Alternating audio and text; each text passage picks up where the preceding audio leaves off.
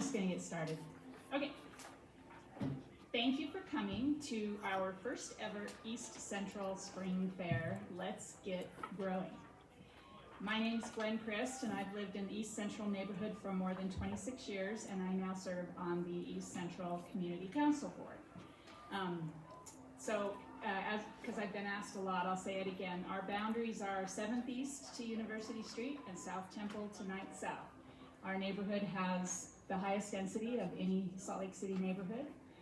It has the highest percentage of renters.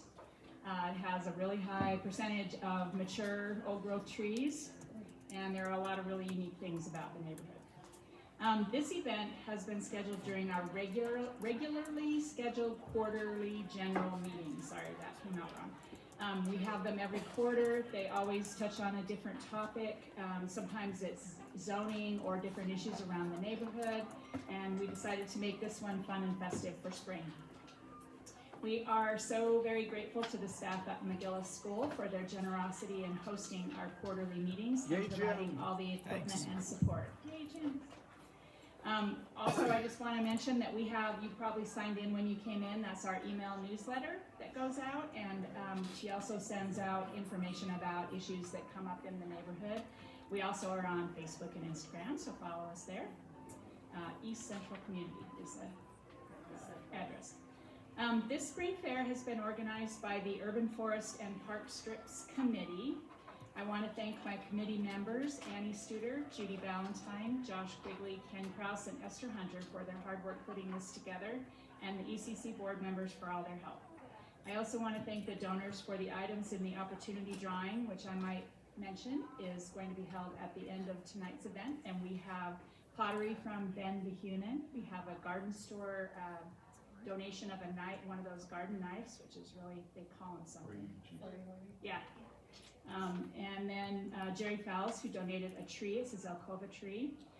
There's a bag of seeds. There's a couple of plants. And then also I want to thank Harmon's for the donation of all those cookies and the board members for all the other treats. Our musical guests are Bobby D and Friends. And then Ana Boldemoros of Argentina's Best Empanadas brought her cute little food truck out there. A very big thanks to all the presenters and organizations and Salt Lake agencies for being part of this event and sharing their wealth of knowledge, expertise, and information with you. We hope you learned something garden enhancing, tree saving, and maybe even life changing. We have a full roster of speakers tonight and a tight schedule, so each speaker will have about 10 to 15 minutes, and we're going to ask for you to hold your questions and then go out and visit them at the tables out there to ask questions. And with that, I'll introduce our first speaker, which is Madeline Saltz from Jordan Valley Water Conservancy District. Madeline is the Community Outreach Coordinator for Jordan Valley Water Conservancy District and is passionate about connecting people to the nature in their own backyards. Her experience includes working as an assistant horticulturalist at Conservation Garden Park. If you haven't been out there, you gotta go out there. It's just an amazing place. Being a community gardener with Wasatch Community Gardens, and developing a tool lending program for the Edible Campus Gardens at the University of Utah. She wants to thank you for spending your evening connecting with your community and nature. Matt. Cool, thank you. So yeah, that was an intro. I'm Maddie, or Madeline, and I'm going to talk about how to create your ideal Utah yard. Can everyone hear me okay? Okay, sometimes if I speak in a mic, I get more nervous, So who is Jordan Valley Water? Has anyone heard of Jordan Valley? Okay, so we're a water district. We're not your water district, but we're one of them. We're primarily a wholesale water provider for a majority of Salt Lake County, and this is kind of our service area. But really what our main goal is to provide clean, reliable, and safe drinking water. I don't know if anyone's told you this, but you actually do have to drink water every single day to stay alive. So it's actually a really serious job. That's our main concern. And as a water district, we're kind of starting to get in between this rock and a hard place, if you will. So we're running into a couple of challenges. Our first challenge is population growth. Our next one is climate variability. And then we have our water use. So this is our population projection just in our service area. So once again, not counting you guys.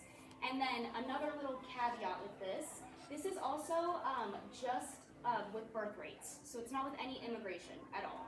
So, and that's, I'm a born and bred Utahn. I love to point my fingers at other states, at California. I'm not, trying to do it right now. But, family is a Utah value. That's just a part of who we are as a state. And having big families means we need to be responsible about our water usage in order to ensure that those big families have the same opportunities that we have.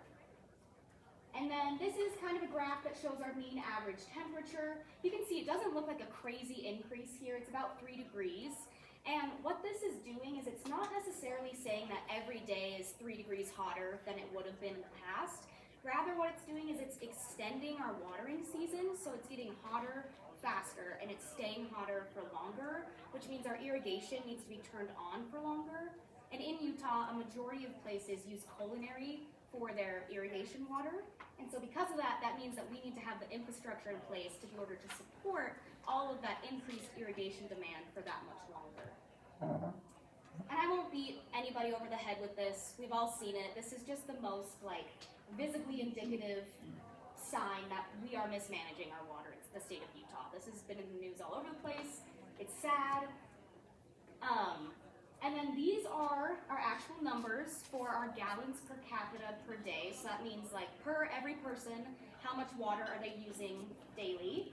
And this orange bar here, this is our indoor water use. And this blue bump, that's our outdoor water use. So I like to start my classes just by showing this to kind of give you the background, to give you the context of why does it even matter about planting more native or planting more water-wise in Utah? Why does that even matter? Well, it's because all of this water that's in this blue zone, that's drinking water, right? And we're just pouring it outside into our landscapes. And if we can allocate some of that water somewhere else, we might be able to provide for more people. So this is kind of what we would like our ideal gallons per capita per day to look like. We still want you to be irrigating. We still want you to have lawns. We're not saying let's become a dry, desiccated, terrible place to live. We just want it to be a little bit different. And all of that savings translates directly to this green here, which basically what this graph is saying is each one of these bars, that's an expensive infrastructure project. I'm talking billions and billions of dollars expensive. If we have to get water from somewhere else, it's not cheap, and where do you think we're gonna have to get the money from? It's ultimately gonna be you guys. Unfortunately, that's just the reality of it. So with conservation, if we can lower that demand curve, we can push out or potentially never have to develop some of these infrastructure projects, which just saves the district money in the long term. We have a joke where it's I'm a part of the only aspect of the district that convinces people not to buy our product, which is a terrible business model. And it would be if water was infinite, right? But it's a great business model because we realize water's not infinite, so how do we manage? So these are some of the things we're doing to try and tackle this problem. If you're interested in any of these things, you can come and talk to me at my little booth after. But Localscapes is one of the things that we've developed to kind of help tackle this challenge. So let's be interactive. How does this make you feel? Bad, right? I mean, objectively, it's not that interesting visually. And hot. Yeah, one thing I get when I present this a lot is people will say it looks like it's no maintenance. And to that, I would say Mother Nature will put plants where there are none. I don't know if you go on hikes, but if you are walking, if there's nothing there, she's going to put something there. So this is not what we're talking about. When we're thinking about water-wise landscapes, we tend to go from 0 to 60, right? And there's a whole beautiful spectrum of amazingness that exists in between there. I just wanted to preface, this is not our dream. This is instead more of what we're talking about. So this is our traditional yard over here. All of these numbers are based on a 1/4 acre lot. And this is what we're kind of trying to achieve, right? We're not anti-lawn. We're just saying if you're gonna have grass, have it in a place where you're gonna use it, right? Make your yard work for you. And you can see we can water about 3 Localscapes for the price of 1 traditional landscape. And this is a little bit of a curse, but I'm going to give it to you guys, so I'm sorry in advance. I'm going to teach you how to look at your grass and see what's functional and what's not. So one area, lawn is a pathway. If you go onto any university campus, you can see those desire paths, because lawn doesn't actually handle repetitive foot traffic very well, where kids are cutting kitty corner. Same thing in our landscapes. You're going to end up with grass, dirt, grass, right? lawn in the park strip, we know this one, she's an old favorite. And then just weird bits of lawn in other areas. And what Localscapes is trying to teach you is, let's look at the lawn where it is functional, where it's a good area where you want to use it, and let's have the lawn there. Let's design our lawn first. This is my boss's house. How does this make you feel? Cool, okay. It's true, this is in July, and he works for a water district. So this is embarrassing, but it's, there's kind of nothing. I'm getting neutrality from the audience, right? This is his yard after he localscaped. And what I love showing, why I love showing this, is you don't look at this and say, oh, that's a water-wise landscape. There's no wagon wheel, there's no skull, there's no like rocks and cactus, so you don't think it's water-wise, but it is. And this is the type of water-wise landscaping we're aiming for in northern Utah. We still want water-wise to mean lush, we want it to mean inviting, we want it to have all of those ecosystem services that all of these beautiful perennials can provide. So you don't have to just go immediately to cactus. So these are all the different benefits of a localscape. It's designed for Utah, you're gonna get better curb appeal, it's easy to understand. Increased privacy is a big one, especially as our lot sizes continue to shrink and shrink. We're needing to kind of use plants as like a living fence to kind of give you a sense of privacy. You can do it in steps. You don't have to spend like $60,000 to rip out your whole yard and then replace it. You can literally chunk it out. Water efficient. Lower maintenance, I'll say, I think it's different maintenance. I don't want to be, accused of lying to anyone. So I would say it's different maintenance. It's, you're going to have to learn how to do spring cleanup rather than just mow every week or every other week. But really the bulk of that maintenance is at the beginning of the year and then a little bit of fall cleanup too. It's just differently distributed maintenance. More functional, simplified irrigation, and then it works for anyone. So, when you're thinking about your yards, this is kind of the last slide of localscapes, if you will. These are the kind of elements we want you to start thinking about. None of these are required. These are just like, what are things that I could do to add more function to my yard, right? So the first one is having a central open shape. If you have young kids, or you have dogs, or you just like some amount of grass, try to keep it in a central open shape. If you don't have any of those things, you can have a central open shape of like ground cover, or it could be a hardscape, or you don't have to have one at all, right? It's totally up to you. These are just all recommendations. The next thing is gathering areas. These are places where we want you to feel invited to go out and enjoy your yards. It's kind of amazing that we get to own a little piece of land, and then I feel like sometimes we kind of forget that that's such like a cool thing, and we're like, oh, I never use my backyard. And it's like, well, you don't ever say, oh, I never use my kitchen, or I never use my laundry room. Like, that's part of your house. Like, let's make it work for you so you want to use it. If you love hosting, let's give you a hosting space. If you are overwhelmed by your family, let's give you a secret garden where you can go and like escape from them for a little while, right? And then activity zones. This is anything that you want to be doing in your yard that's not maintaining it. So chicken coops, a great investment right now. Trampolines, playgrounds, swimming pools, whatever, any type of thing. And then pathways, they're gonna connect everything together. And then everything else, all those weird little bits, becomes a planting bed. So really, that's the heart of localscapes. In traditional landscape design, you designed your planting beds first, which is how we got those beautiful kidney bean planting beds. And then you used lawn as like this default carpet everywhere else. And what localscapes is asking is actually, let's design our lawn first, if you do wanna have lawn, and then everything else can become a planting bed by default. So that's kind of how we're trying to switch that around. And then here are some pretty pictures of different ones. Some gathering areas. Wow. Ooh, wow. I really tried to become friends. I used to be on like the programs team and we'd go out and approve people's projects. I really tried to like convince this person to be my friend and they have not invited me over, which is totally fine. But that is so nice. Pathways. And then planting beds. Really, personality gets to shine here. You can do whatever you want. So, if that piqued your interest in any way, I highly suggest that you visit localscapes.com for more resources, or my little booth out there. And then another resource I'll highlight is our Localscapes work group. This is on Facebook. We don't like run it at all. It's just people who are like actively participating in programs, or they've done a project in the past. But speaking about community, it's a really good place to you know, if some people have extra supplies or they're looking for something specifically, it's like a nice kind of communal space where you can ask questions and get help from your neighbors. So with that, that is the end of my little presentation. So thank you for having me. Thank you, Madeline. And remember, you can visit her at her booth out there and get answers to your questions. So next up, did you bring a presentation or anything? I didn't. Okay, that's totally fine. It's totally not usual for me. It makes it easy for me not to deal with the technology. But our next speaker is Katie Wagner from USU Extension, and I'm just going to read you a little quote here.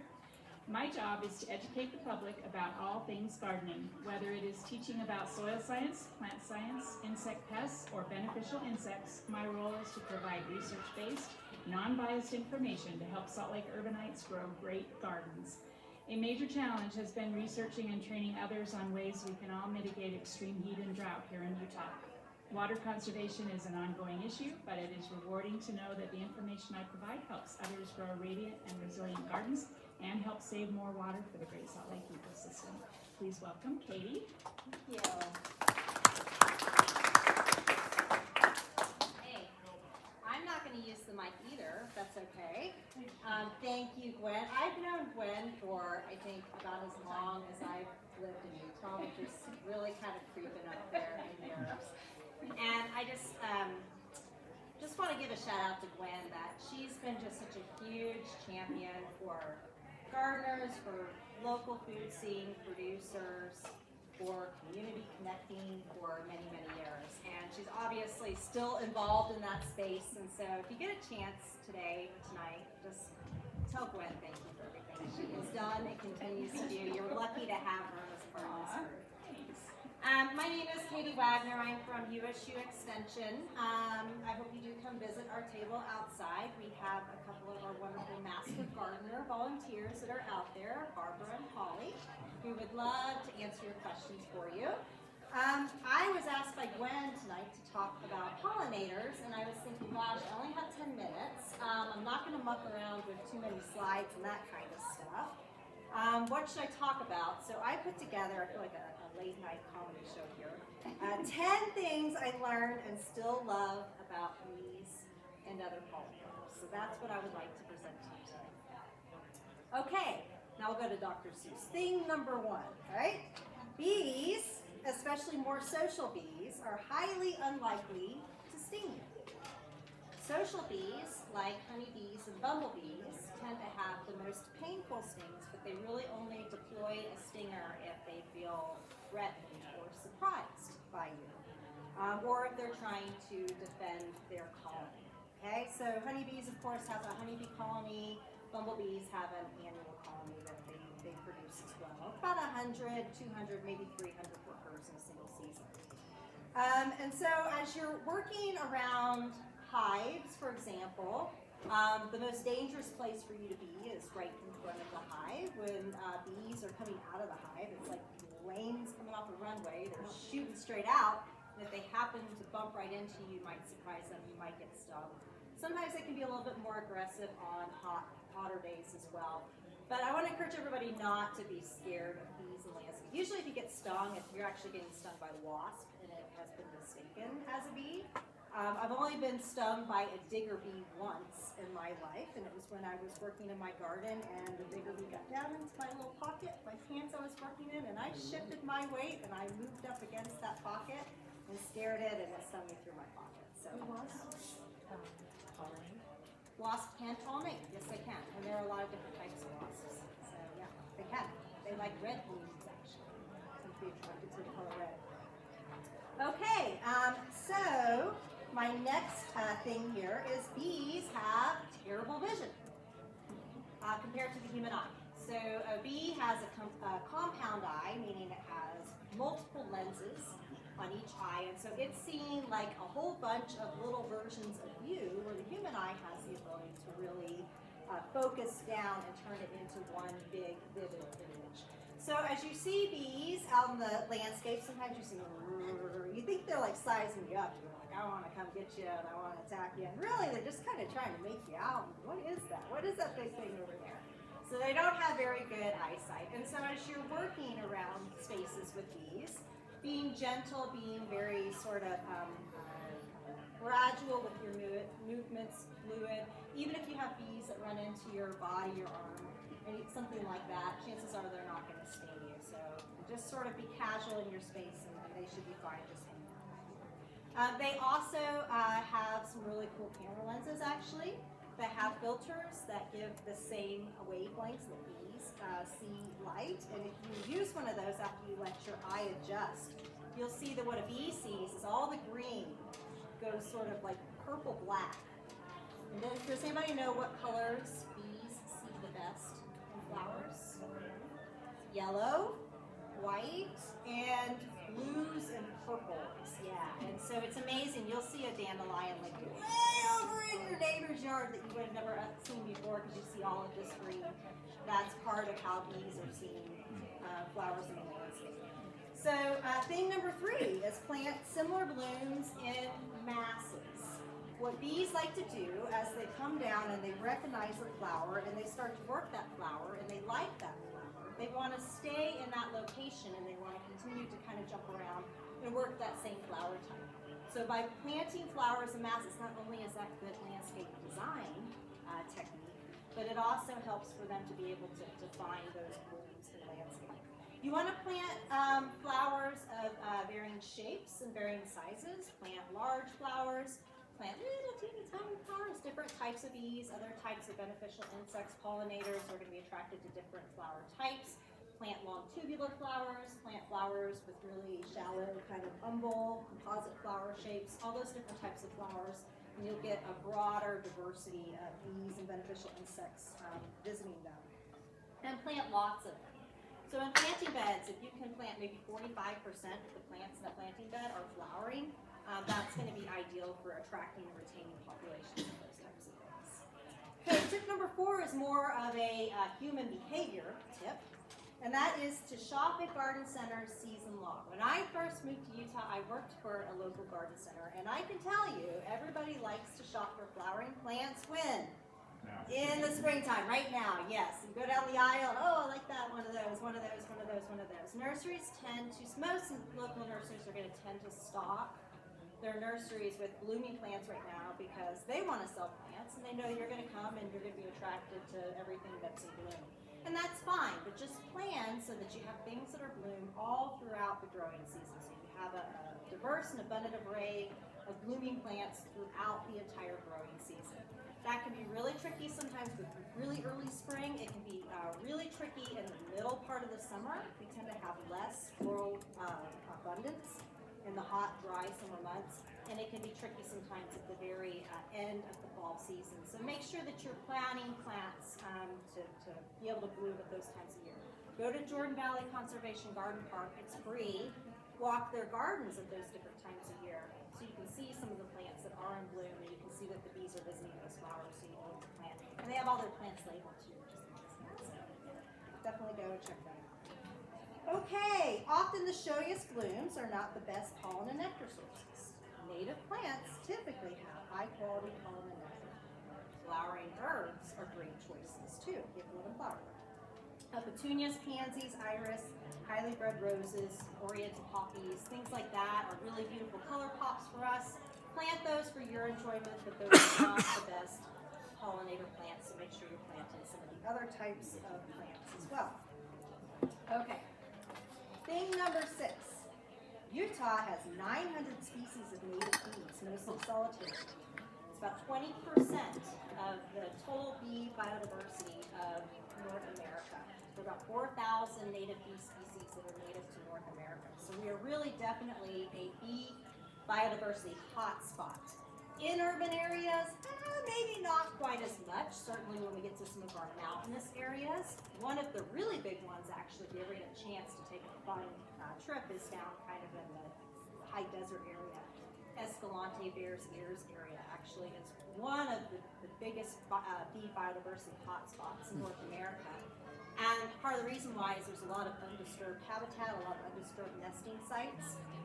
There is a lot of floral abundance down in that area, and something I didn't realize until several years ago, but makes a lot of sense, is I was thinking, gosh, how can they be down there? They all concentrated around springs and creeks and those types of areas. They're actually drinking nectar as a hydration source in some of those types of ecosystems. And so not only is nectar a good food source for these types of things, but it can also be a way that you can preserve different types of bees and beneficial insects through their hydration needs throughout the year. So another reason to plant blooming plants.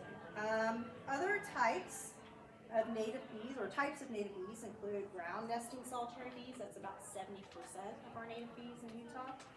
They like easy access to warm sandy soils. Wood nesting solitary bees, so that's about 30%.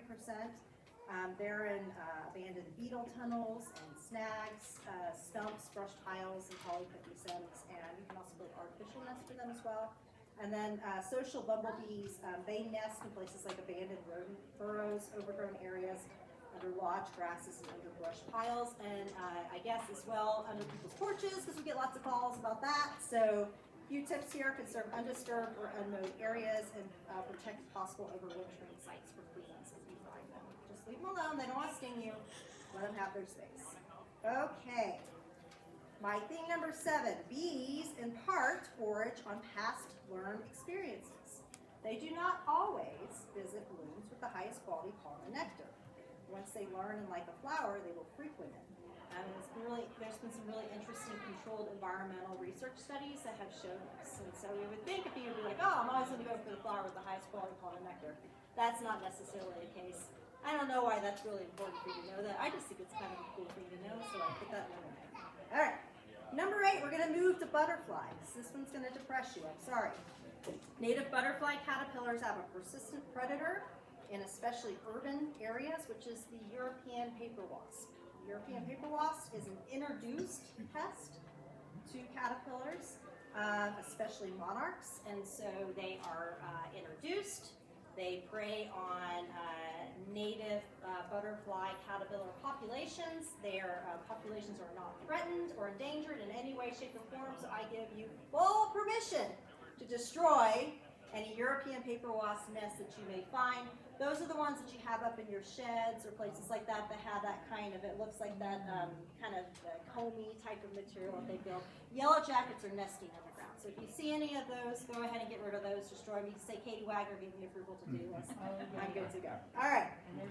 However, there are beneficial wasps, okay, other than European paper and yellow jackets. In particular, parasitoid wasps that control certain insect pest populations. We have many native parasitoid wasp populations. For some beneficial insects at certain points in their life stage, they will consume nectar as part of their food intake. And so not only are flowering plants really important for bees and pollinators, but also for some of our natural enemies as well, to sustain them, build their populations, and frankly keep them around in garden settings too, so they're not moving off somewhere else looking for resources. And my last one here is learn about pollinator plants by observing them. I had to come home from work today to walk my dog because my dog needed to go take a walk. So I used it as an opportunity to take an analysis of my community of what was in bloom and what plants did I see bees on that were in bloom. So here is my list that I came up with, my little just 5-7 minute walk. Allium, catmint, globemouth, absolutely fantastic plant for a lot of different pollinators, but it's beautiful. Dandelions, all right? They're weeds, but they do help to provide pollen and nectar for bees. Jupiter's beard, firecracker penstemon, woods rose is one of our native rose. And then in my personal front yard, I took an assessment of what was in bloom. I had blue flax. I had a lot of bees in my rosemary that's in bloom right now, which was kind of interesting. California poppy, I didn't see a lot of bees on it, but I do know that they hit it. And so again, if they may not be on it all the way through the year, but they'll kind of come and frequent it when they want to and they need it. So it's good to have those things around. Buckwheat, sage, Sundancer daisy, and then I have some culinary thyme as well that I received blooms on and bees on today when I was smoking out my front yard. So thank you so much. I hope everybody learned at least something, and plant flowers. Walk your neighborhood. Don't judge your neighbors, but look at how many yards don't really have landscaping and plants for pollinating. It's going to shock you when you actually really start looking at it. So it's always good to be adding those types of things, even if it's just small. Thank you so much.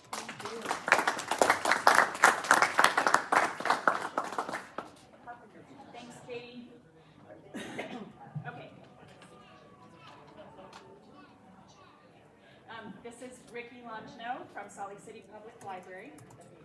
Ricky is a seed keeper, urban farmer, herbalist, and care-oriented community organizer based in the high desert of occupied Ute land, Salt Lake City, for 11 years. For the past 5 years, Ricky has managed and expanded robust seed lending and gardening programs at the Salt Lake City Public Library. Since 2017, Ricky has also been co-creating the Mobile Moon Cooperative, a queer herb farm and event space dedicated to mutual aid and botanical stewardship. They are motivated by the resilient and courageous wildness of ecosystems, seeds, soil, and land-based peoples all over the world. So welcome to Ricky.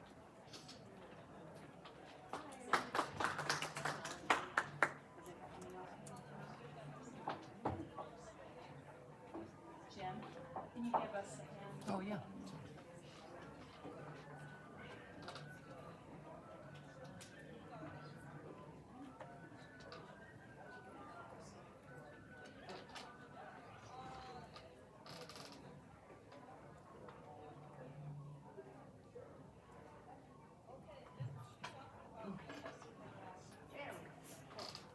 Thank you. I'm going to use the microphone.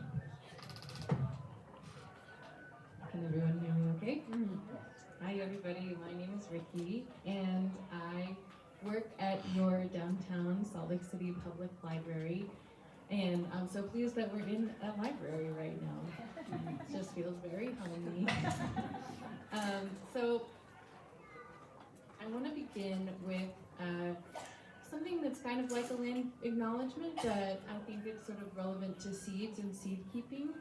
It's called the Thanksgiving Address. So this is from the Haudenosaunee practice of one of my seed mentors, Rowan White, who is a Mohawk native. And I think the world of gardening and seed keeping is so deeply rooted in land and the ancestry of land, and so to acknowledge kind of the deeper traditions of seed keeping feels like an important way to start.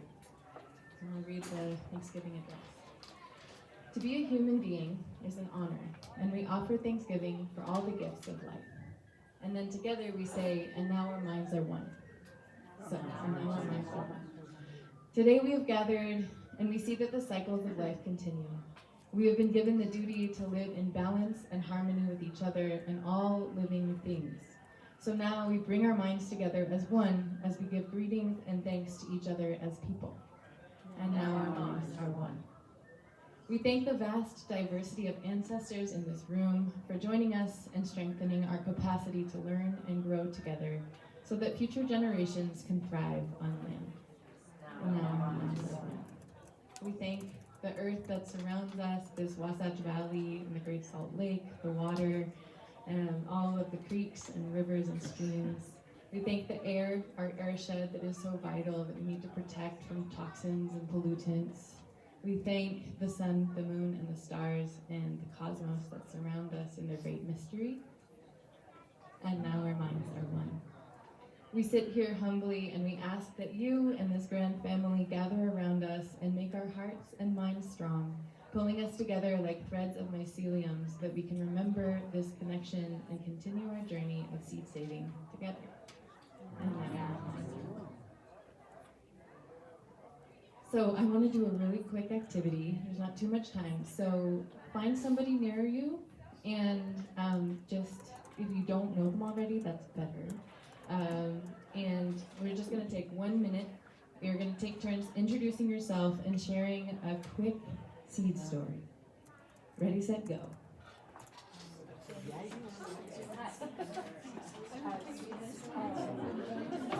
I know you already. Oh, I don't know your name. Huh? Jonathan. I'm Nancy. Where is your wife?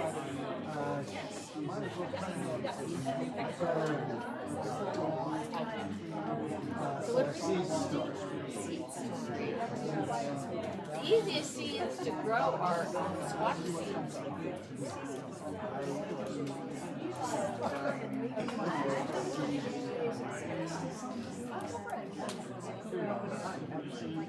Yes, flaxseed, chia seed.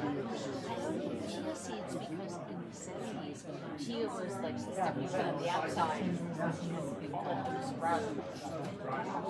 Yeah?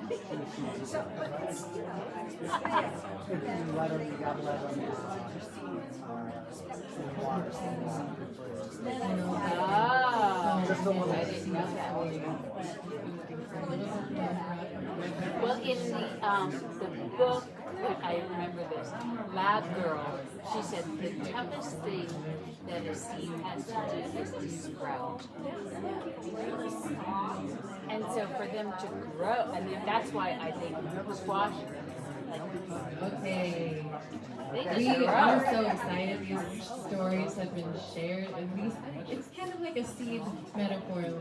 It's only a little bit of time, and you just get to the very beginning of your story. But I hope that you could reconnect after this series and talk more about seeds. And I'm always here to talk about seeds. So I work at the Plot Community Garden and the Seed Library at who's been to the downtown library? Okay, that's most of you. So who has been to the Seed Library at the downtown library? Oh, it's a little card catalog. Who's been to the garden at the downtown library? Okay, we have a field trip to go on together. So you can see that picture on the left, that's our seed catalog. If you go in on the first floor, it's on the left-hand side. And we stock that old card catalog. For some of you, you might recognize those from when libraries used cards for their books. Yes, I remember. But now we just fill that with seed packets. We mostly at this point redistribute commercial seed, but we're looking at about 10 to 15% of our seed coming from local sources, so locally grown seeds. And that is awesome. The other photos are of the Plot Community Garden. I love saying the plot thickens whenever we're growing this garden because it is so full of stories. The library is very active, and people from all over our city come and benefit from this space. The garden is kind of tucked around, and okay, I'm going to talk about all of our programs, and I don't have very much time, so I'll get more details about the garden. The Seed Swap. It happens every spring, usually in February or March, and we just had our 4th annual Seed Swap, and we did it in tandem with a Living Soils Summit. So we worked with the Living Soils Collective with a grant from the Utah Soil Health Partnership and put on a free soil symposium.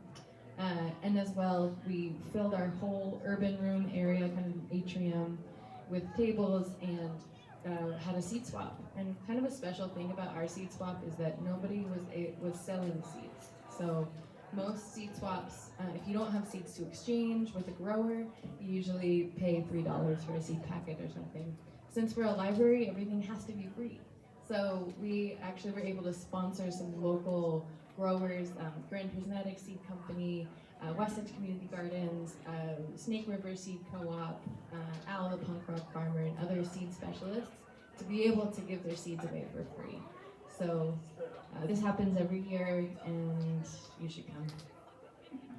Garden fundamentals. So if you're coming to the Plot Garden on the last Saturday of the month, we have a schedule of free garden workshops.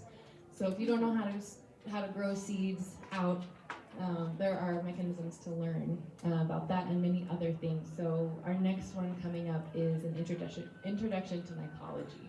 So that's all about mushrooms and mushroom cultivation, which you can grow mushrooms in your garden. Oyster mushrooms, given the right conditions, will actually sprout out of your substrate. Very exciting. And we've got everything from just gardening on a budget to natural plant dyes, fermentation, lots of fun things. And we get community input to decide which workshops we want to host for free. And what time is that workshop? That workshop, this month it's 3 to 5. And then they kind of vary depending on the weather, because we like to have them in the garden, but it gets kind of hot. So we also have an indoor space, so there'll be a local scaping one in July that'll be held inside. And composting, all kinds of good stuff. Garden Story Time is also on Saturdays. It's the fourth Saturday of every month. We partner with the Children's Library, and this is a way to get them started young. So anywhere from infant to 5 years old, you can bring kids to the library.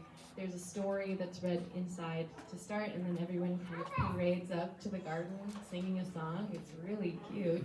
And then this last month, we planted seeds. The Children's Library has its own garden plot. So that is a really wholesome time. Gardening and pizza, I don't know if y'all are familiar with the kind of demographics of the downtown library, but we do serve a lot of unsheltered patrons and people needing social services. And rather than closing our doors to people, we really like to invite people in, and we have 2 licensed social workers who work at the library. In the garden, we partner with those social workers, and we invite people in to take care of the land. And I don't actually have any photos of these events because it is kind of a sensitive population, but it is really fun. And people come and take care of the land, and you can just see how much it means to them to have a role and have a purpose in the garden. And it's really beautiful just to see how much people change. And they get pizza. It's like a lunchtime event on the first Wednesday from 12 to 2. This is our most recent program. It's the Seed Stewards program, and I actually have some example seeds. We've recently partnered with Going to Seed, which is a global nonprofit, and they really emphasize the return to locally grown, open pollinated, promiscuously pollinated seeds. So the idea is to create Grex varieties for people who are seed savers who might think of this as kind of mutts. So if you're cross-pollinating, take these are like a selection of moschata squash, so that's like the butternut squash, and squash like that, but they're not the same variety. So this is a little booklet with information about moschata squash, how to save seeds from them, and it comes with a seed packet. And the idea is that you can grow these out, maybe with other butternut squash varieties, and select for traits that you really dig. Whether it's how tasty the squash is, or how vigorously the vines grow without as much water or nutrients, those are the things you're selecting for. And I just got into a graduate program at the University of Utah in the Environmental Humanities Department, and I got a fellowship to support local growers to be able to grow out these varieties and donate them or sell them to the seed library, essentially. So I got a fellowship, and I'm really excited about it. And we've kind of planted a seed of this program. The university program starts in the fall, but we have set up a Seed Stewards group. So there's about 50 people right now growing out seeds just for the heck of it, and they've made a soft commitment to bring the seeds back to the seed library. If you would like to participate in this program, I would love to send you home with a zine, and there's cucumbers and squash. So.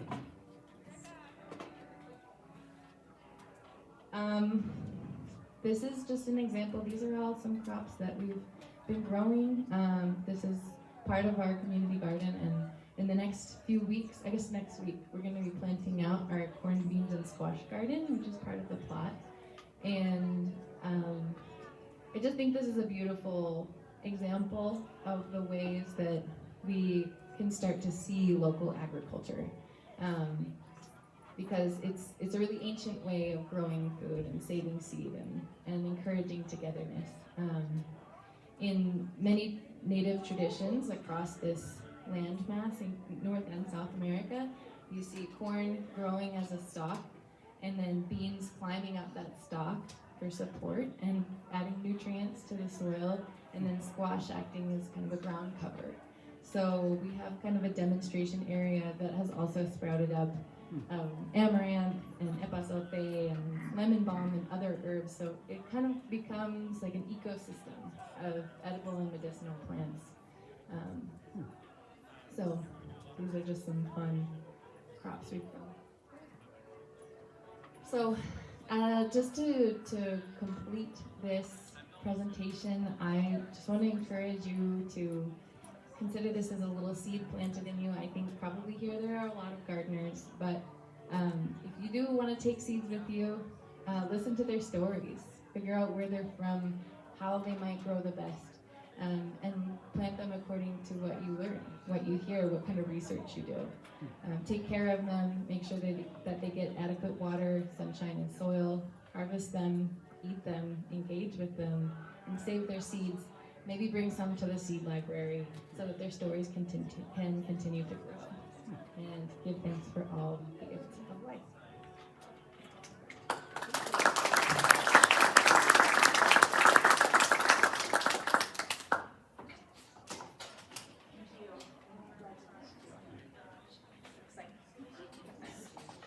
Yeah. Okay, for you guys, who, if anybody doesn't know her, this is Esther Hunter, who is the chair of our East Central Community Council. Because we have quite a few folks here right now, I wanted to just quickly introduce a couple of things. Melinda Main, would you stand up? Melinda has volunteered to be our new executive secretary parliamentarian for our executive board. And it needs a sustaining vote from neighbors. So I'm hoping if you will accept her as in this position, that you would please raise your hand. I move that she's Oh, it. yeah. Yeah, okay, thank you so very much. She's Go it. for it, girl. An it We girl. appreciate your help, thank you. Thanks, Esther. Okay, our next speaker is Katie Twer from Wasatch Community Gardens. Katie is a Wasatch Community Gardens is their new executive director, having stepped into the role in March of this year. She's no stranger to WCG, however. Katie has worked at WCG for the past 5 years, first as marketing director, then as director of external relations. She first came to be involved with the organization as a community gardener, where she was so impacted by the connections that food and gardening can bring. Katie's grateful for Salt Lake's thriving urban agriculture community and is excited to meet everyone here this evening. Welcome.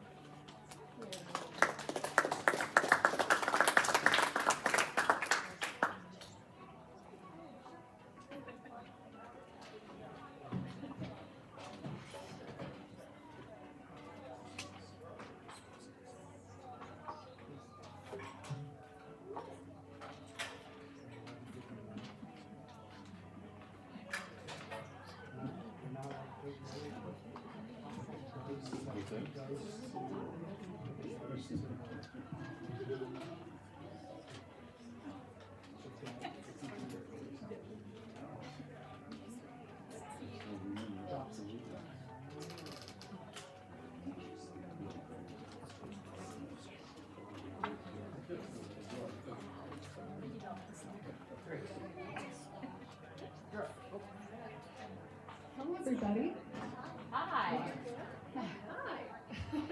As Gwen mentioned, I'm Katie, and I'm so very pleased to be joining you this evening. And I'd love to tell you a little bit about Wasatch Community Gardens. It's a local nonprofit that is so very near and dear to me and so many others in the community. And I'll tell you a little bit about our educational offerings that you might want to engage in their upcoming spring plant sale. Quick show of hands, who has heard of Wasatch Community Gardens before? All right, excellent showing. Who has come to our campus at 6th East, 8th South to kind of walk around? All right, we have a pretty strong WCG crowd here. Welcome all. Thank you. I love that folks have joined us already. And anyone who hasn't joined us yet, you're more than welcome. So who is Wasatch Community Gardens? In short, we're a local nonprofit whose mission is to empower people to grow and eat healthy, organic, local food.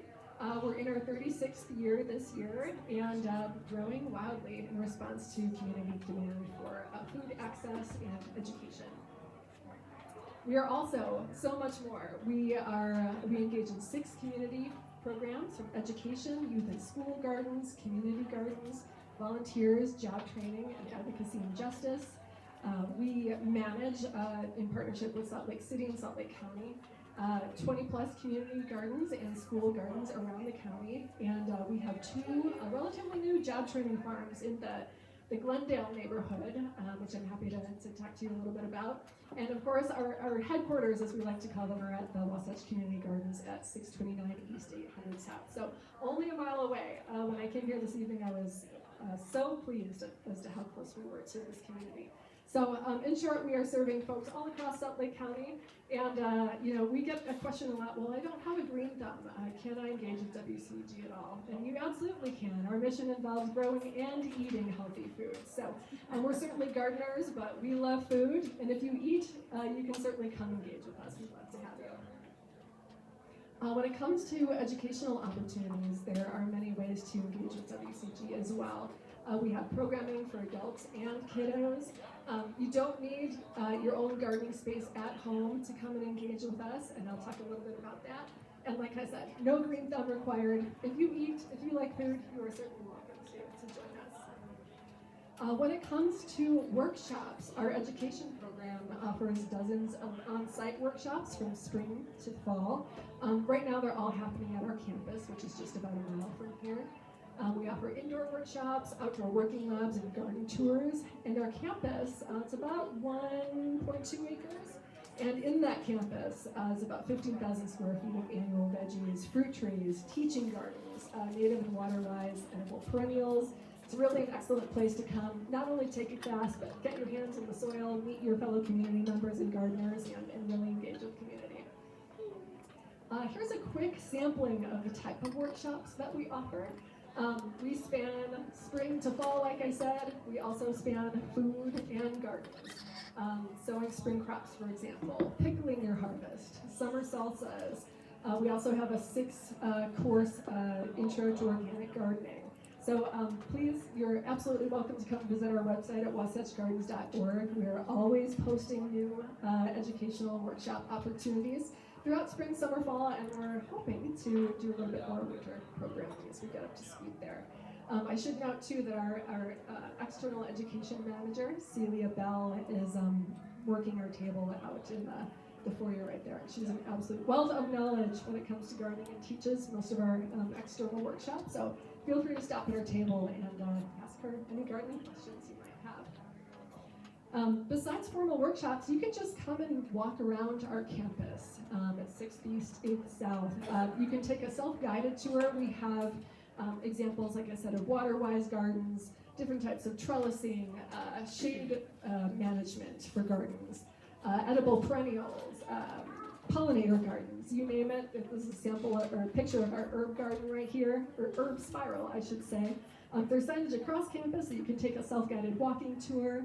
We also do group tours if you're interested in signing up for one of those. It's also just a really lovely place to just come, hang out, be in the peace of the garden. We're open dawn to dusk, so feel free to come on in and enjoy the space. I should also mention too, if you'd rather take some WCG education at home, we do offer some webinars. We have a number of recorded webinars on our website as well. You can also go to the resources page on our website, which is shown here, and we have a bunch of videos recorded by our educators, from potato planting to how to care for your new plant babies when you get them in the spring, growing garlic, all sorts of free resources on our website. And of course, volunteering. We have about 3,000 volunteers join us across the growing season, and we rely on volunteers to keep our gardens going. They count, if we added up all the hours from volunteers that we receive each year, it'd be about 4 full-time staff members. So very grateful for community support in that regard. You can come volunteer at a campus. You can come volunteer at our new farm in Glendale. Again, you can head to our website for opportunities anywhere from, you might be doing something like pulling weeds, or you might want to build a garden bed, whether it's helping with infrastructure, plant maintenance, garden maintenance, or even tabling with us, helping with some marketing and outreach. We absolutely love and encourage volunteering. And it's a great way to engage with fellow gardeners and WCG staff and ask questions along the way. And a quick plug now, since it is spring, coming up on Mother's Day weekend in particular, quick plug for our spring plant sale. I know, how many of you have been familiar with our spring plant sale here at Rowland Hall? Okay, good show of hands there as well. We are moving the sale this year. If you haven't already heard, we will be at the Utah State Fair Park this year. There are a couple of reasons for that. One is that we can have those plants inside. Secondly, we're engaging a little bit more on the west side with our new farm now out there and wanting to serve communities that are typically under-resourced when it comes to this type of access to food-growing plants. But please do come join us. It'll be Saturday, May 10th, 8 a.m. to 1 p.m. And it's a great way to really either dip your toe into gardening, especially with regard to food-growing plants, or to really fill out whatever garden space you might have with just about any type of veggie, herb, flower, annual plants, grasses, flowers that you can find. Again, you can head to our... I'm sorry? Oh, good question. It will be in the livestock barns. So southwest corner, there's the sheep barn, and then there's the market barn. So much easier for our plant babies as they stay overnight at the plant sale to be inside. Like I said, head to our website, wasatchgardens.org, for details. Under our events tab, you can find information about the sale. We have a number of variety lists that tell you about the 70 types of tomatoes we might have, the 45 types of peppers. Again, these are all locally grown. They come from our certified organic farm. So it's a wonderful way if you're coming to the plant sale to support our local farm, support the local community, and grow plants that have basically been birthed locally. I spoke a little bit about this, what makes our plant sale special. It's definitely a fundraiser and a friend raiser for Wasatch Community Gardens. I know we get confused with nurseries sometimes. People think we're just a plant growing operation, but in reality we're a nonprofit that serves community, and we use plants and food to make community connections. So coming to the sale certainly supports our mission in that way. And I would note too that we grow 45,000 plants at our farm, and we do that through our job training program for women facing or experiencing homelessness. We have 16 women join us on the farm annually, and they are with us for, I want to say, 3 or 4 months, going through the full span of job training skills, developing what it looks like to hold down a full-time job. They are paid on the farm, they have access to a caseworker, and we assist them once they've completed their program with securing a job and housing. So we are so very grateful for that program and the work of these women to grow some of the strongest little organic seedlings in the community. Short and sweet, like I said, wasatchgardens.org is the place to go if you have any questions about WCG or upcoming workshops or the plant sale. And I'm happy to answer any questions right now if we have a quick second. So it's Saturday, right? Yes, thank you. If I didn't mention that, it's Saturday, this Saturday, 8 a.m. to 1 p.m. Thank you. Pleasure to join you all. Thank you.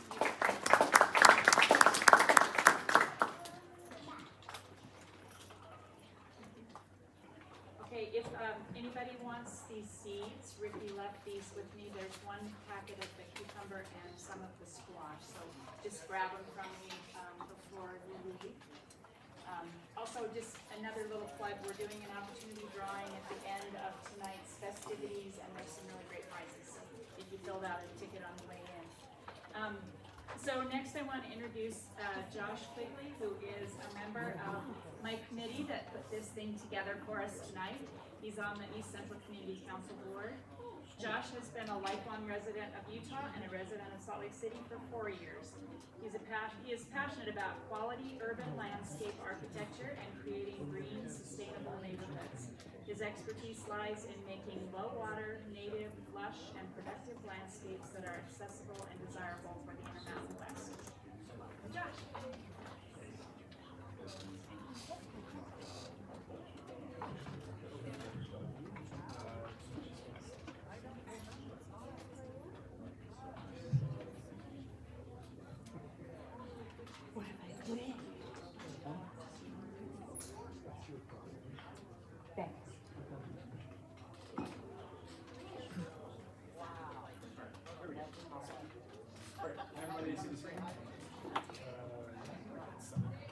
Hello everybody.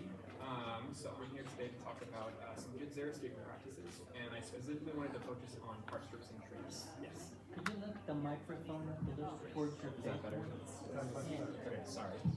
Park strips and trees, just as though they're two areas that I think they're very visible in our community, and it's a good starting point for people to start to make some changes in their yard and on their property. So first things first, what is xeriscaping? I think there's a misconception that it's xeriscaping, right, which is a rock-filled landscape, no plants, nothing, right? We don't want xeriscaping, we want xeriscaping, which is from xeric, meaning low water, native, designed to field. Xeric, not zero. And so how do we turn this sort of park strip that we see all too common in our neighborhood into something more like this? There's more lush, lower water, something that's going to look better and be productive in the neighborhood. And park strips are difficult in Utah. They're exposed, they're hot, they're dry, they're exposed to salt in winter. And so how do we keep them low maintenance and looking good? And so some of these key points are what plants you're using, the trees you're planting, your mulch treatment, and your irrigation. A huge thing is plant density. In this case, more is actually less. More plants at higher density typically means less maintenance.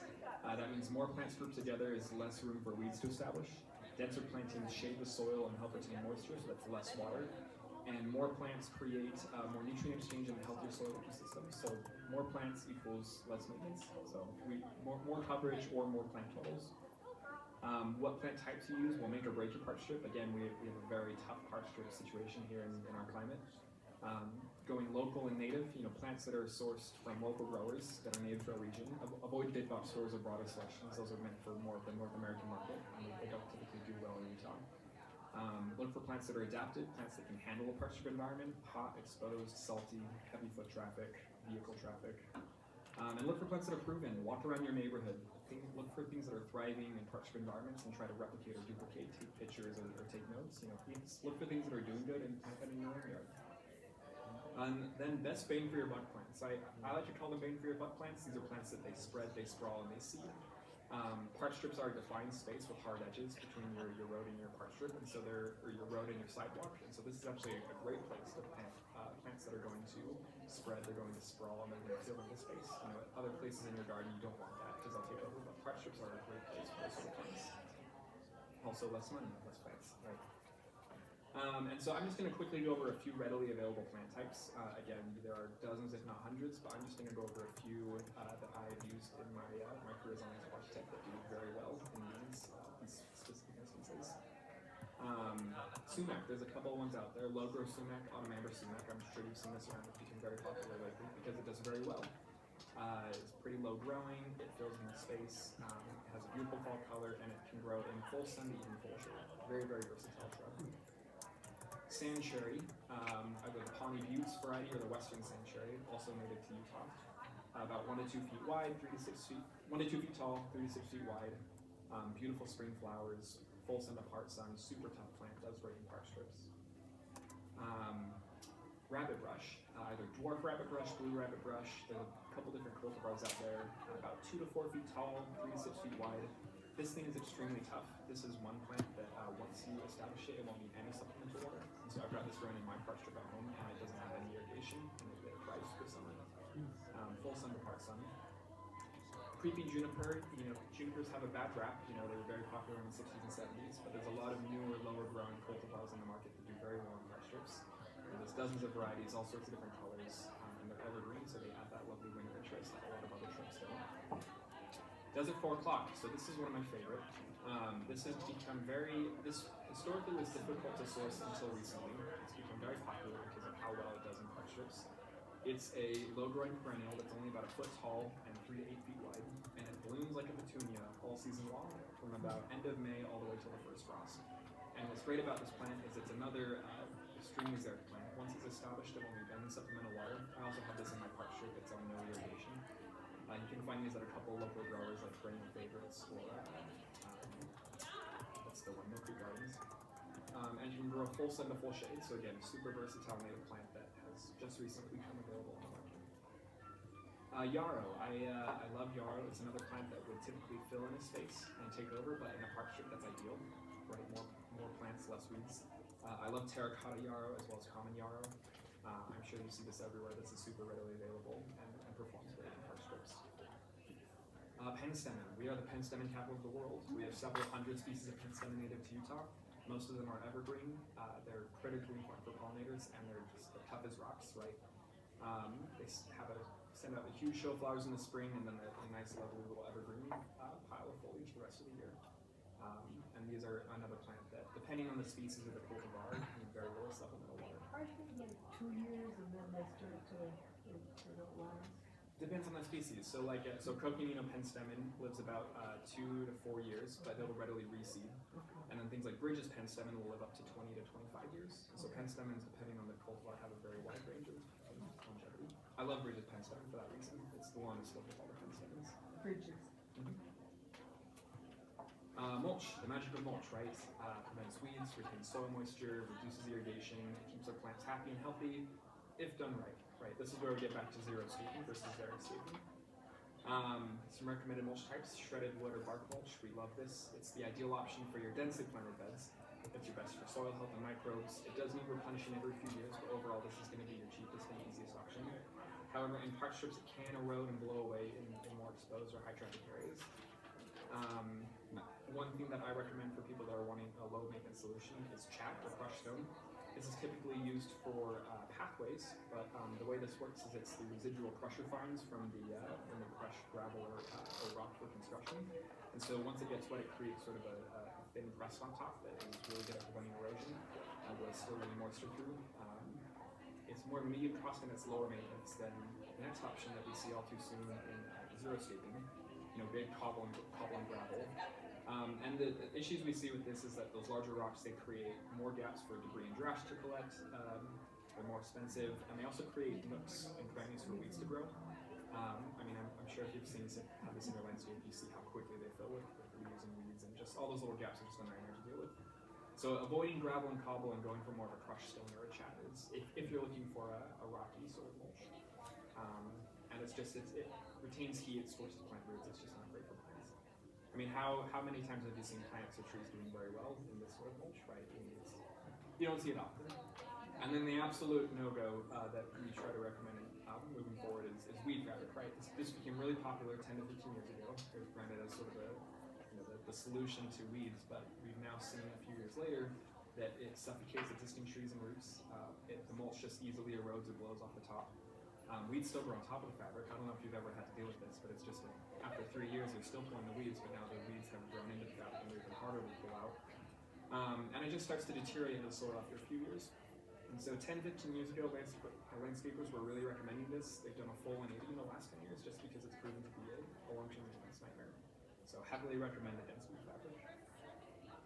Trees. Water your trees, right? In the summer, we've seen huge quantities of our existing mature trees in Salt Lake die just because they're not being watered. And when switching to a low water pressure, remember that you have to maintain a similar irrigation level for your existing trees. You can't go low water on a mature existing tree. You have to maintain a similar level of water. Otherwise, it's going to pass. Never put weed fabric around trees, so slowly kill it along with all the other shrubs. I'll just quickly go through a few common trees, or a few recommended tough trees that do very well in our park strips in difficult situations that you can find readily available. There's a lot of trees out there, most of them will spread over park strips without lots of attention. One that I love and use a lot is hackberry. Either the common hackberry, or if you want a columnar form, is the prairie sentinel. This is a good medium to large size tree, super tough in urban areas. It's very xeric once established, and once it has extremely deep roots, so this is a great large tree for narrow park strips. If you only have 3, 4, 5 feet, but you still want to get a good medium to large size shade tree, this is fantastic because in desert climates it grows very deep roots. Yes? With trees, should we dig and expose the soil like 2 or 3 feet out, or allow the grass to grow up to the To the base of the tree? Yeah, to the base. It depends. Some people are really religious about ripping the grass out and leaving that nice open area. I haven't seen any difference in performance if you let grass grow out at the base of the tree. So if anything, it helps keep your soil moisture up. So. Keeping the grass? Yeah. Oh, all right. Another super tough tree that does great in our park strips is fruitless mulberry. You can go with the fruited mulberry if you want to deal with the mess, and the fruit's delicious, but it is higher maintenance. And so the fruitless variety of this is a fantastic tree that quickly gives you extremely dense, wide shade. It's a great large tree for larger park strips. It's very fast growing and fast establishing, however, it is typically stronger than a lot of other fast growing trees. So I love this for quick, heavy, deep shade. Sensation maple. So this is one of our native trees. It's a sterile version of box elder, so it doesn't attract box elder bugs. Box elder is actually a type of maple, but this is a sterile version. It's a good little mid-sized tree, a beautiful little round shape. It thrives in poor soils. It's got this incredible fall color of yellows, oranges, and reds.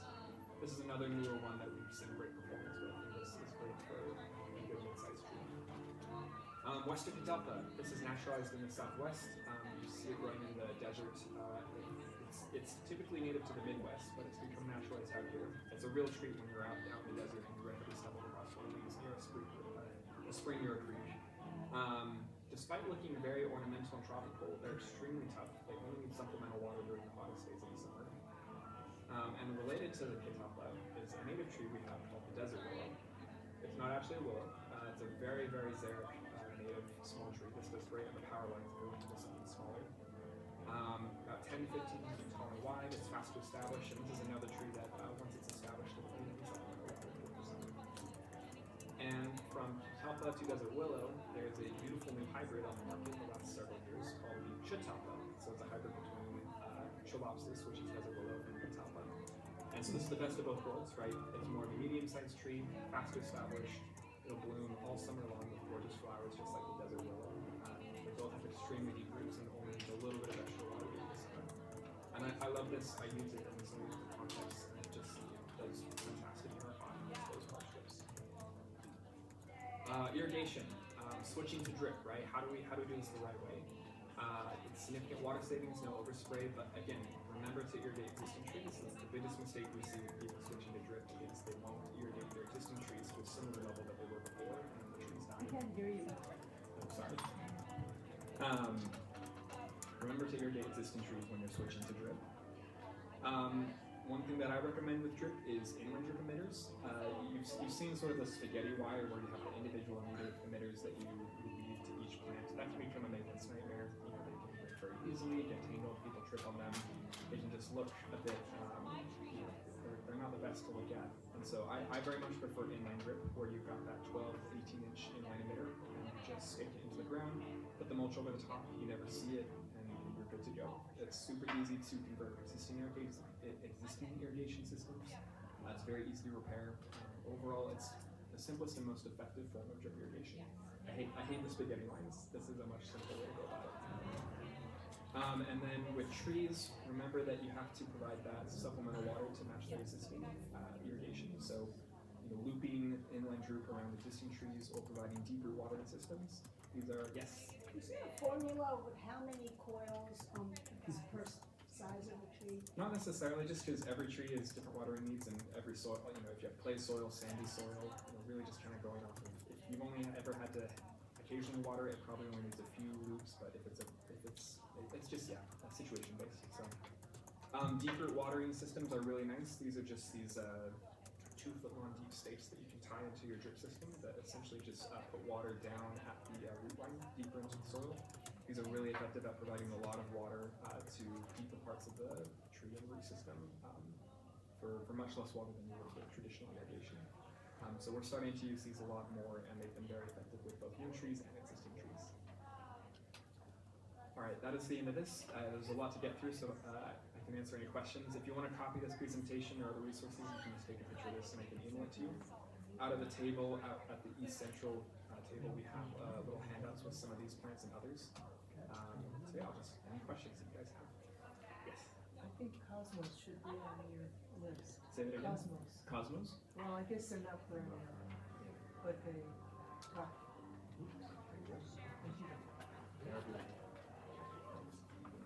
Thank you guys.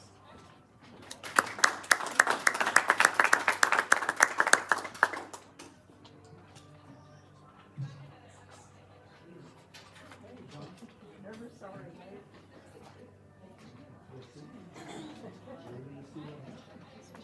I should mention too, out at the table, the round one that's kind of in the middle out there, we also have a lot of information from Rocky Mountain Power. And some of that is about trees and power lines. Josh mentioned some of the trees that are good under power lines that don't get too tall. we're all familiar with the hacking away of half of the trees. But there's quite a bit of information out there from Rocky Mountain Power, and they do have tree vouchers. If they have to remove a tree, they will buy you a new tree and replace it. So there's a lot of information out there on that. Okay, all right, so moving on. Next person we have up here is Celia Bell from Wasatch Community Gardens. Celia has been a full-time organic gardener since 1998 and is currently the External Education Manager at Wasatch Community Gardens, teaching many of the adult garden education classes or finding folks to teach for Wasatch. She also teaches gardening classes at Volunteers of America, Utah's Center for Women and Children, and is an urban homesteader in Salt Lake's Glendale Agri-Hood, and has taught backyard chicken raising classes for WCG, several Salt Lake County libraries, and the University of Utah's Lifelong Learning Program. She loves sharing skills and nerding out with fellow gardeners and chicken keepers. Please welcome Celia Bell.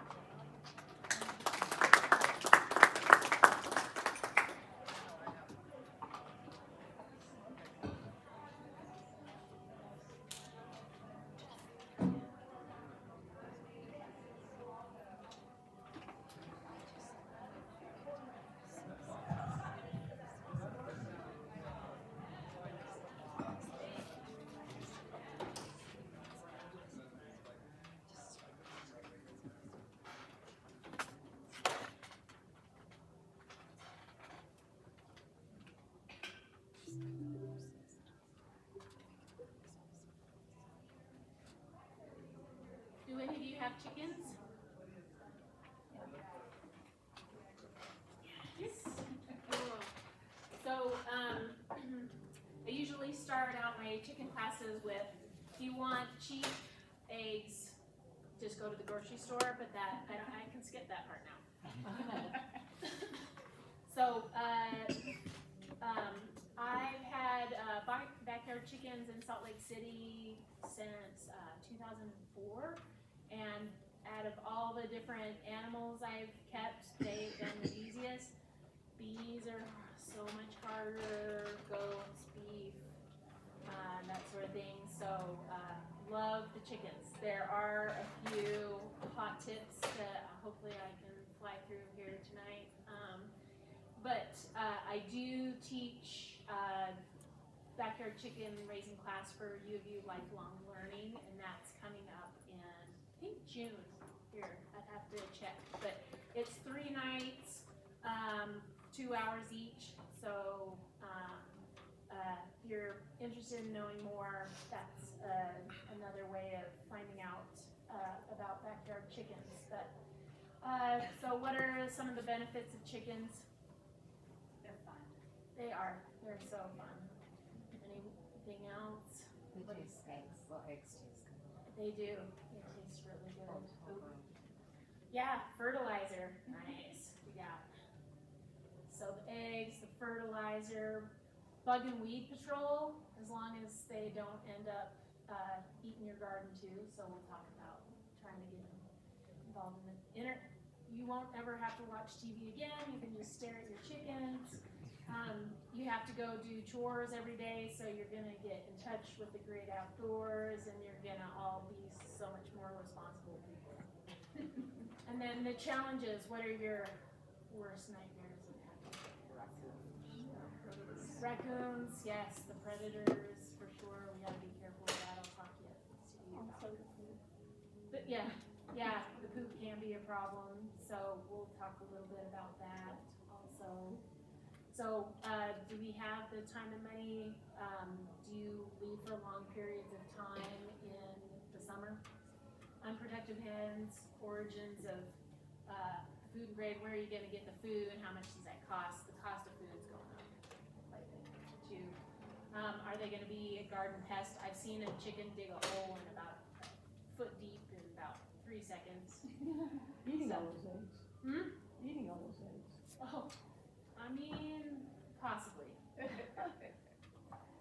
So before you get your chickens, you're gonna prepare yourself. You're gonna know all the rules for the area that you live in. You're gonna make sure that your neighbor's on board. You're gonna talk to them about how you're gonna bribe them with eggs, right? So rooster them in the city.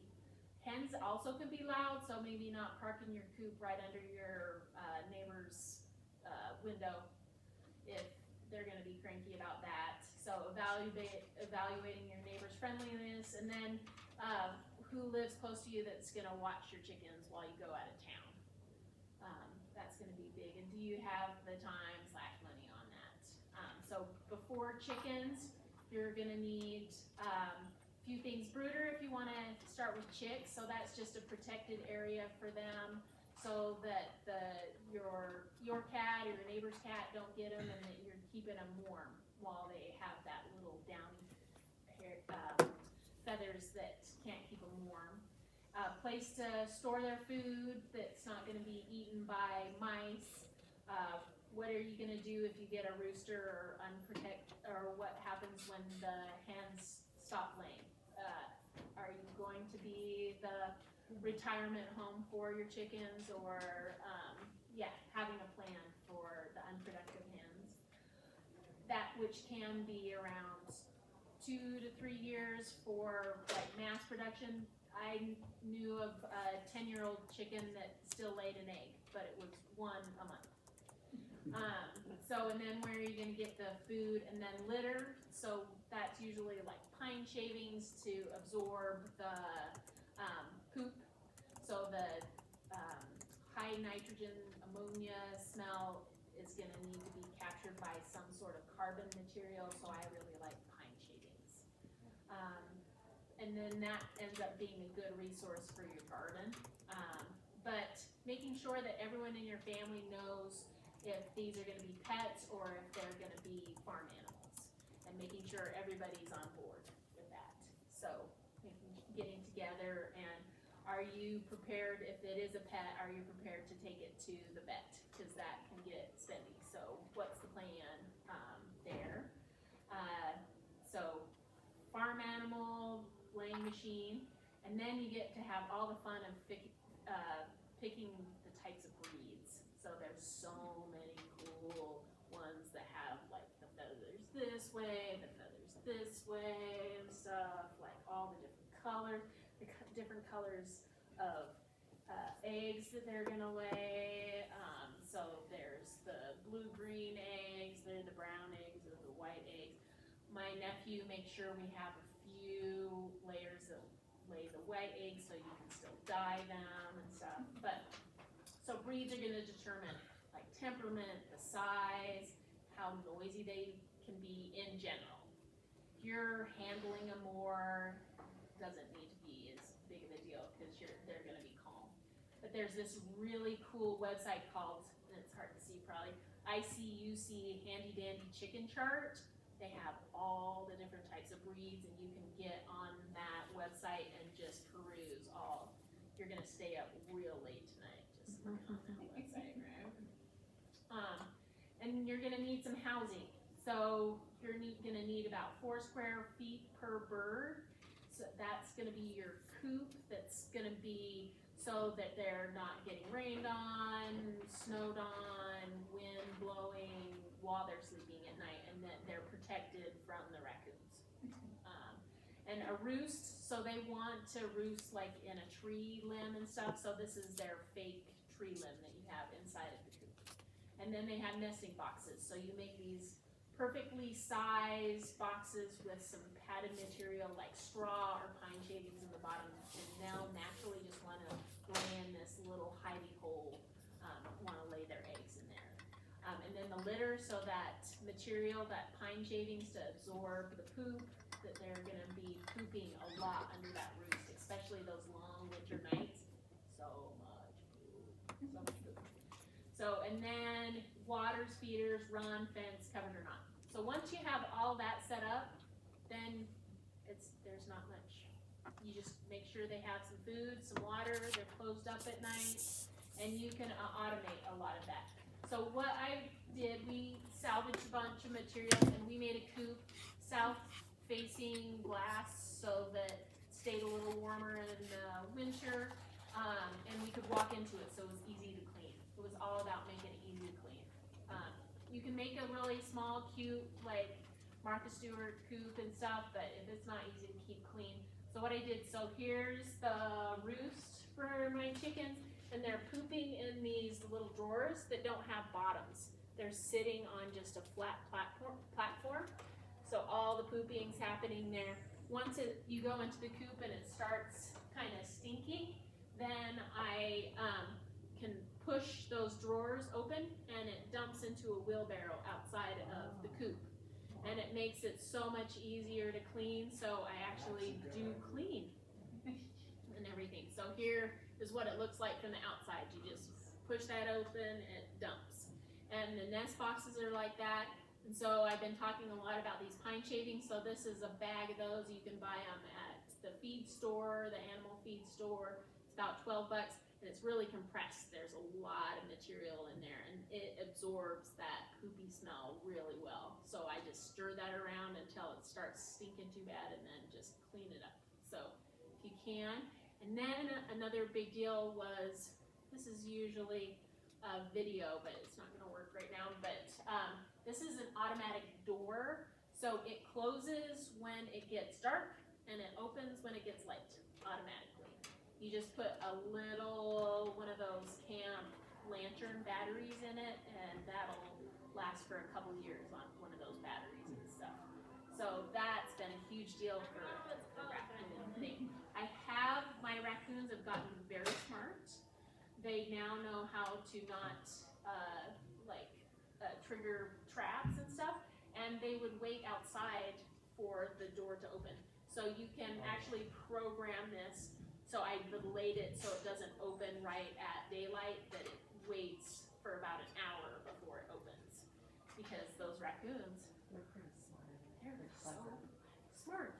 They're so smart. It's so rude.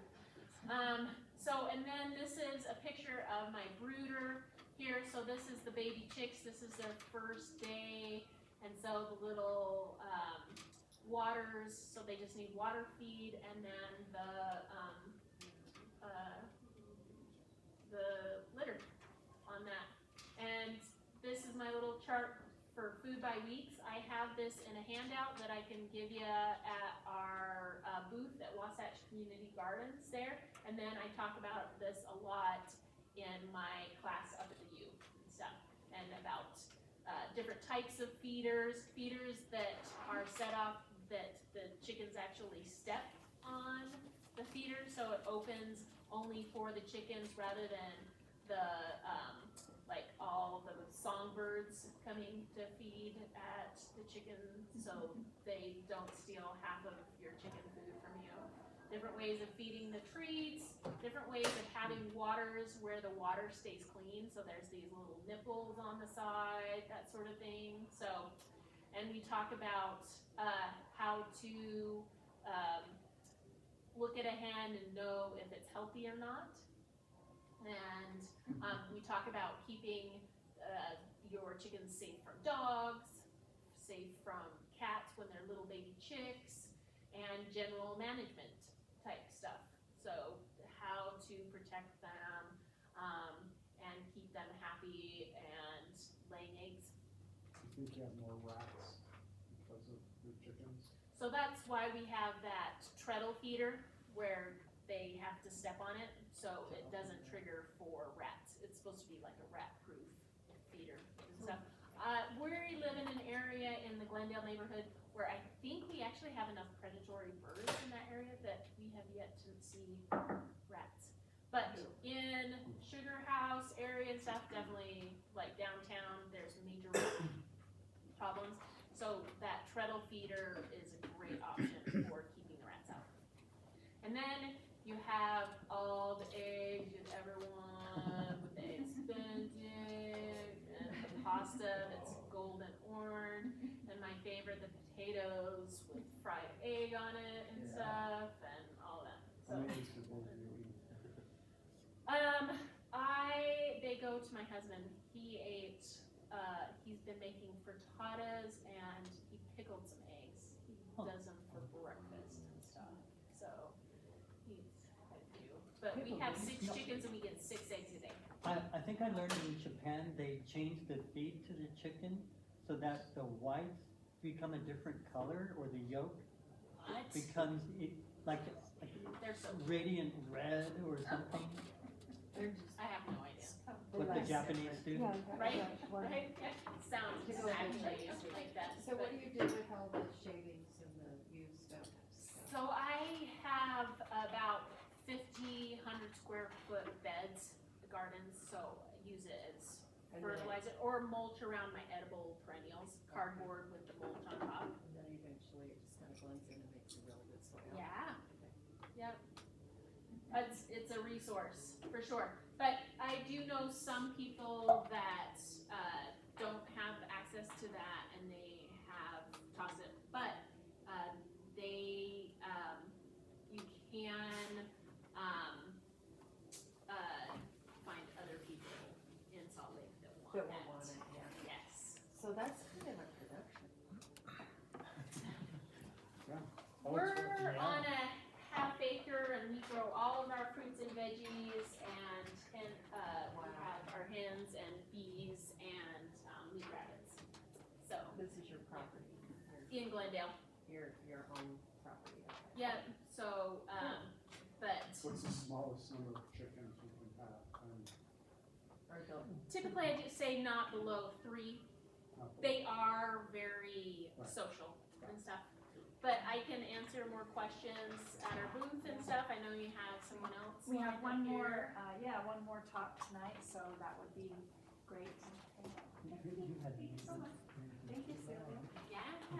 Thank you. Have a good week. Okay.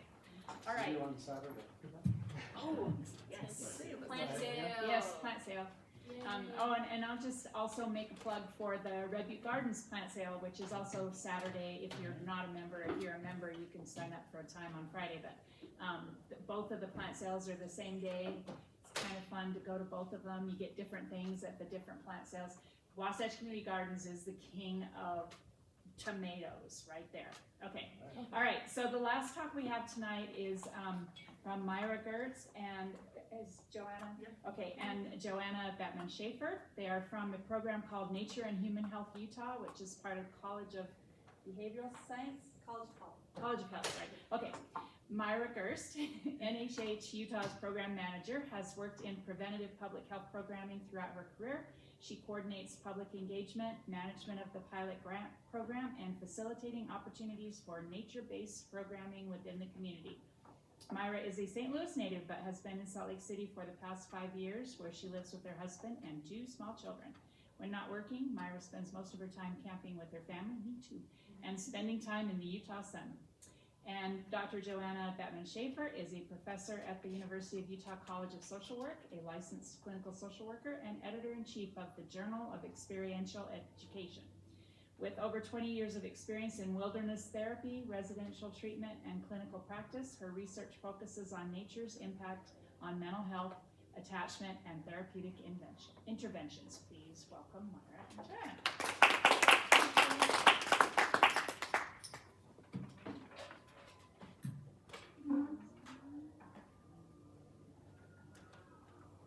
Hi everyone.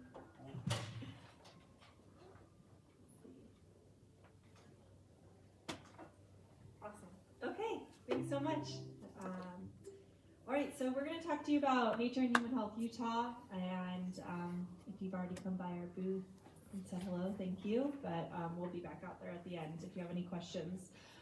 So Nature and Human Health Utah, as Gwen mentioned, we're based out of the University of Utah in the College of Health's Parks, Recs, and Tourism Department, and we started back in 2019, and a researcher by the name of Nalini Nadkarni founded our organization and was interested in bringing people together who care about nature and taking care of our environment, as well as taking care of human health and how we can weave the two together. So we've been, like I said, been around since 2019 and grown quite significantly in the last 6 years. I'm not going to dive too much into who we are and what we do, because this topic is based on the health benefits of being outside, and so I wanted to make sure we dedicate enough time to learn about that. So I will pass it over to Joanna to share a little bit about the research.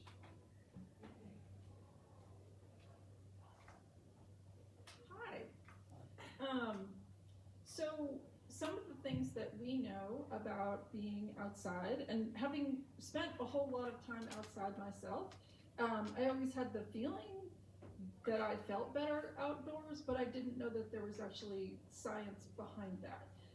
But when people have done the research, and it's pretty actually easy to quantify how people feel in urban environments, where there's lots more concrete buildings, noise, vehicles, compared to more natural environments. So the kinds of things that you would see, for example, in an urban park, more greenery, more trees, more bushes.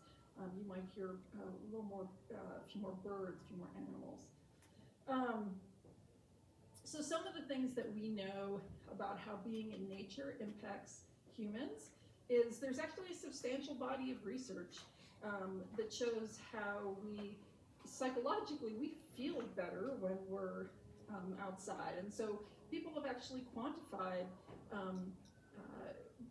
what are the sort of how much nature do you need in order to feel better, and what are the ways in which we feel better. So the research suggests all of these pieces. People feel less angry, they feel more focused, they feel less stressed when they're out in nature.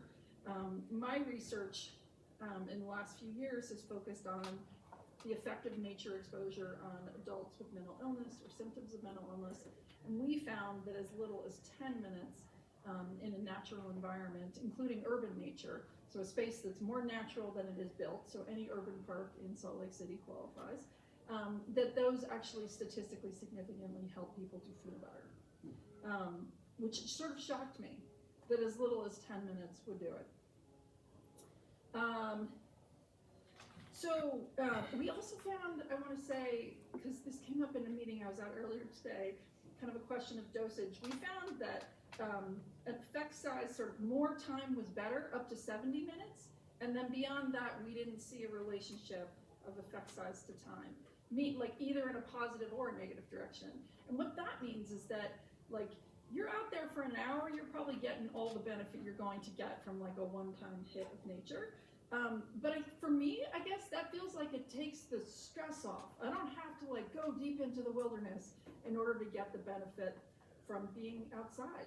I can sit in my backyard. If I can see more greenery, then I can build spaces. Then I'm likely to get the mental health and the physiological benefit that we get from being outside. So we know that people's heart rates go down and their respiratory rates go down and their cortisol level, their stress hormones go down when they're outside. People report reduced pain when they're outside. So I think this is super exciting, that for those of us who, there really is an issue around green equity, that some of us have easier access to green spaces than others, but I think it's really exciting. The research tells us that even these small chunks of time, even 10 minutes, are likely to help me feel better. Can I see that first slide again? This one? Yeah, for sure. So, as Joanna's saying, as little as 10 minutes, there are health benefits to that. But we know that in our country, people are spending on average around 8 minutes a day outside. So if you think about that, that's leaving your house to go to your car, parking your car, walking to your office, maybe walking to the grocery store, not really spending a lot of time outside. In Utah, it's a bit different because we love the outdoors here in Utah and we have so much to explore and so much to do here. But when we think about our populations who either don't have access to the outdoors or don't have the time or the resources to spend time outside, we're really looking at those easy, small dosages that can get people outside, such as being in your backyard, having your morning coffee on your front porch, going for a walk with your kids and looking in the sidewalk cracks and seeing the plants that are growing and the worms that are wiggling around. So it does not have to be something grand or a trip that costs money. And we do have a lot of really great resources here in Utah.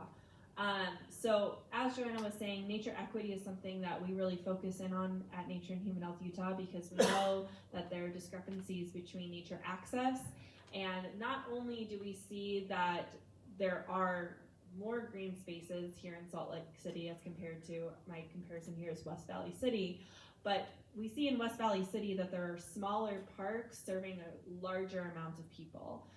So they have, you know, you look at it and there are a decent amount of green space, but the populations that they're serving, it's not adequate for the green space that they have. In addition, the parks that are on the west side or in other areas in west of I-15, there's issues like safety, and there's not great lighting and not good transportation to get to the parks. So it's not just a matter of green space, it's how people are using the green space, how they feel when they're in those green spaces, and all these things that we need to take into consideration. So we always try to think about, okay, well, yes, there's a nature equity problem. What can people do about it? I think getting involved in your community council, getting involved in your community as much as you can to talk about this, because it's not necessarily something that we talk about too much. I know that it was not something that I knew about before I joined here at Nature and Human Health Utah. So I think having the conversation and bringing it to your local policymakers as much as you can. I mean, we've got a lot of issues that we are voicing right now, so add this to your list. But something that we like to do is research dissemination. So we share, we take articles and we try to distill it down to the most simplest terms and the most accessible information as possible, so that people like you and me can understand Joanna's jargon and research terminology. So we have a lot of really great resources on our website that break down the information, as well as our social media. And yeah, another thing that we do that is could be relevant to the community council here is we give away small pilot grants, and a lot of these pilot grants are looking at nature equity issues and trying to improve access to the outdoors. And so if the community council would be interested in having a pilot grant, we're going to be doing another round of pilot grants here in the fall and early next year. So that's something to keep in mind. Yeah, so if you're interested in learning more, our website's there, our Instagram handle, and then my email address. So thank you so much. I have a question or a comment. Yeah. So have you deemed with the Graduate School of Architecture? There's a term called biophilia, where you integrated into the planning process and not build super dense apartment buildings and not have the green space, not just the park strip. Everybody fill out a little raffle, I call a raffle, opportunity drawing tickets. They're at the front table, you still have a chance, so quick, get in here. Okay, well, let's go out there, and we're gonna draw the names out there, so come out to the, I don't know if you that research, I would be shocked if that was. I've heard that it was basically just so that 10 minutes, it was like I said, you know, for 10 minutes with your shoes on. He was asking for the utility. Thanks for your question. Europe has always delivered. Right. What the utility total is. Totally. The city planners. I know. We don't know how often we've seen. Yeah. And they make the parks for the condo. Right, yeah. More green space. Thank you, thanks for being I know. More green space, more trees. Thanks for. Oh, I'm switching that.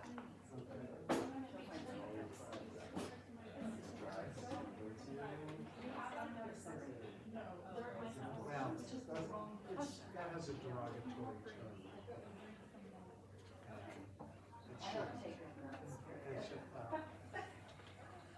I need secretaries. Thank you, Kathy. Secretaries were actually